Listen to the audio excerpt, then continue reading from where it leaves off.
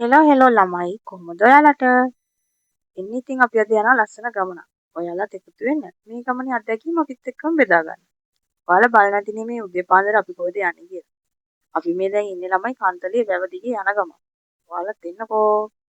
අවුව නම් ටිකක් සැර ළමයි. හැබැයි අපි මේ ලොකේෂන් එකට යන්නේ ගමනට තියෙන ආසාවත් එක්ක මේක ඉච්චර ගාණක් නෑ. අපි දැන් ඔන්න ලොකේෂන් එකට ආවා. ඔයාලා බලන නැති නේද මේ බලකොටුව මොකද්ද කියලා. මේ තමා ළමයි ශ්‍රී ලංකා නාවික හමුදාවේ නැගෙනහිර විධායක මූලස්ථානය. මේක ඉන්නවා මම මහත්තයාගේ යාළුවා. ඉතින් අපි ආය එනකන් එළියටලා හිටියා. මොකද යාළුවගේ නීති පිළිපදින්නත් එපායි අපි. ඔන්න ඉතින් අපි දැන් කැම්ප් එක ඇතුළට ආවා. මුලින්ම ගියා අපි පන්සල බලන්න. පන්සලට ගිහිල්ලා අපි දැන් මේ යන්නේ කෞතුකාගාරය බලන්න. ඉතින් ළමයි මේකත් හරිම වෙනස් අත්දැකීමක්. කැලෑ පාරක පැය දෙකමාරක් තුනක් යනවා කියන්නේ වෙනමම ෆීලිං එකක්. හරිම ලස්සනයි ළමයි මේ ගමන. ඔන්න අපි ලොකේෂන් එකට ආවා. තියෙනවා අනතුරු සහිත ස්ථාන. ඒ වගේම මුහුදේ ගමන් කරද්දිනොත් තියෙනවා අනතුරු සහිත ස්ථාන. උදාහරණයක් විදිහට වැලි පර තියෙනවා, ගල් පර තියෙනවා, නෞකා කියන මේ ස්ථාන තියෙනවා.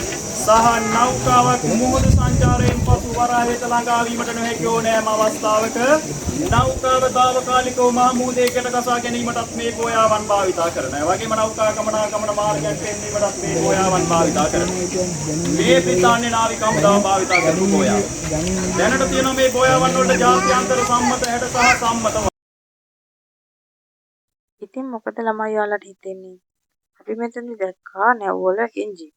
එතකොට බෝම්බ වර්ග, රේඩාර් වර්ග මේ හැමදේම. ඔයාලට පුළුවන් මේ ලස්සන අත්දැකීම් විඳ ගන්න මෙතනට ආවොත්. ඔන්න ළමයි අපි යනවා බංකරයක් ඇතුළට. මේක අඩි 15ක් විතර ගැඹුරුයි. අපි මුලින්ම නම් ගියේ බයෙන්. මොකද මේක පහළට යන්න කතා කරන හැම සද්දයක්ම දෝංකාර දෙනවා.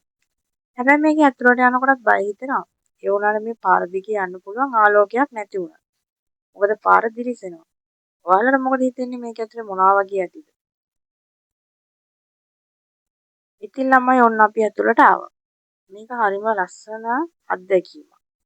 මොකද මේක ඇතුලේ තියෙන්නේ ළමයි යුද්ධ කාලේදී මෙයාලා කරපු සැලසුම්, එතකොට ඒ වගේ නැව් වලට වෙච්ච හානි, යුද්ධය සඳහා භාවිතා කරපු නැව් වල ඡායාරූප මේ හැමදේම එකතුවක්.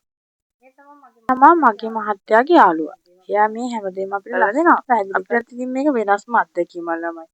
අපිත් එන ආසාවෙන් කුතුහලයෙන් මේක ඉතින් බලාගෙන හිටියා. ඉතින් අපි ගියා දැන් මේකේ හැපැති තියෙන ආයුධ ගබඩාව බලන්න. මෙතන තියෙන ආයුධ දැක්කම අපිට පුදුම හිතෙනවා. මෙච්චර ලොකු අවි ආයුධ තියනවාද කියලා. ඇත්තටම මේක හරි වෙනස් අත්දැකීමක් ළමයි. මේ අත්දැකීම විඳින්න නම් ඔයාලත් මෙතනට ඇවිල්ලා බලන්නම ඕනේ. ඉතින් ළමයි ඔයාලට මොකද හිතෙන්නේ? හරිම වෙනස් නේද? ඔන්න ඉතින් අපි යනවා දැන් ඒ කාලේ ඉඳන් මේ වෙනකන් හිටපු නාවික හමුදාපතිවරුන්ගේ ඡායාරූප එකතුවක් බලන්න. ඒකත් හරි ලස්සනට විස්තර කරනවා. ඔය හැමදේම බලාගෙන ළමයි අපි ගියා නැවක් බලන්න. මේ තමයි ළමයි පරාක්‍රම බාහු නැව. ඉතින් අපි මේ නැව ඇතුළට ගියා. ඒකත් හරිම වෙනස් අත්දැකීමක් ළමයි. කාන්තාවක් විදියට මම නම් මාරම විදියට මේ අත්දැකීමට මුහුණ දුන්නා. ඔයාලටත් පුළුවන් මේ අත්දැකීම විඳ ගන්න. අපි මේක ඇතුළට ගිහින් බැලුවා මේකේ තියෙන එන්ජින් වල කොටස්, එතකොට නැව ක්‍රියාත්මක වෙන විදිය මේ හැමදේම. ඉතින් යාළගේ අවසරයත් අරගෙන අපි මේ දේවල් පොඩ්ඩක් ඡායාරූපගත කරා.